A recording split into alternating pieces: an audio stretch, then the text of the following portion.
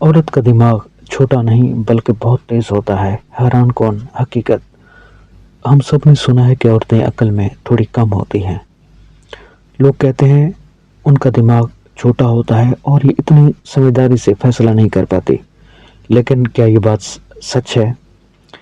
کیا قدرت نے واقعی عورت کو کمزور بنایا ہے؟ آج ہم سائنس اور اللہ کی بنائی ہوئی حقیقت دیکھیں گے جو بتاتی ہے کہ عورت کا دماغ کتنا خاص ہے۔ آپ کو معلوم ہوگا کہ حقیقت ہماری سوچ سے بالکل الٹ ہے۔ دیکھیے، عورت اور مرد کے درمیان دماغ میں ایک بہت بڑا فرق ہوتا ہے۔ ہمارے دماغ کے دو حصے ہوتے ہیں جنہیں جوڑنے والے ایک پل ہوتا ہے جسے سائنس میں کارپیکس کیلشیم کہتے ہیں۔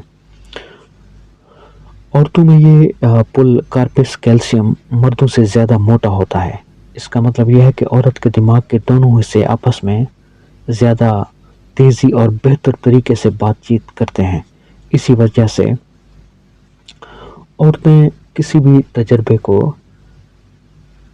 کسی بھی ڈاٹا کو مردوں کے مقابلے میں زیادہ گہرائی اور زیادہ دیر تک سوچتی ہیں اور محسوس کرتی ہیں۔ اللہ تعالیٰ نے عورت کے دماغ کی کام کرنے کی صلاحیت مردوں سے تیز رکھی ہے۔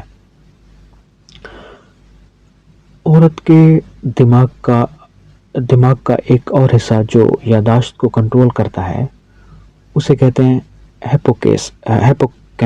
ہیپوکیمپس۔ وہ بھی مردوں کی نسبت بڑا ہوتا ہے۔ جس نے بھی کبھی اپنی بیوی، بہن یا ماں سے بحث کی ہو، ڈیبیٹس کی ہو، اسے پتہ ہوگا بات ہو رہی ہوتی ہے آج کی سبزی پر اور اچانک وہ 5 سال پرانی کوئی غلطی لے آتے ہیں۔ یہ کوئی غصہ نہیں، یہ ان کے بڑے ہیپوکیمپس کا کمال ہے۔ وہ چیزوں کو بھولتی نہیں بلکہ محفوظ رکھتی ہیں۔ وہ زیادہ شدت سے محسوس کرتی ہیں، اس لیے وہ ہم سے آسانی سے مطمئن نہیں ہوتی۔ ہونا تو یہ چاہیے تھا کہ عورتیں ہر میدان میں آگے ہوتی، لیکن ہم نے کیا کیا؟ ہم نے ان کی اس بہترین صلاحیت کو رول دیا۔ ہم نے انہیں کہا کہ آپ غلام ہو، آپ لوگوں کو صرف مردوں کی خدمت کرنی ہے۔ ہم نے انہیں سکھایا کہ چاہے مرد آپ پر ظلم کرے، حق چھینے، تمہیں پھر بھی اس کی خدمت کرنی ہے، اور اگر تم ایسا نہیں کرو گی تو تم گناہ گار اور بے شرم ہوگی۔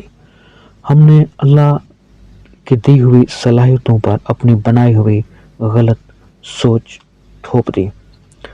عورت ناقص العقل نہیں بلکہ زیادہ سمجھدار، زیادہ جذباتی اور زیادہ سوچنے کی صلاحیت رکھتی ہے۔ آپ اس بارے میں کیا رائے رکھتے ہیں؟ نیچے کمنٹس باکس میں ضرور بتائیں۔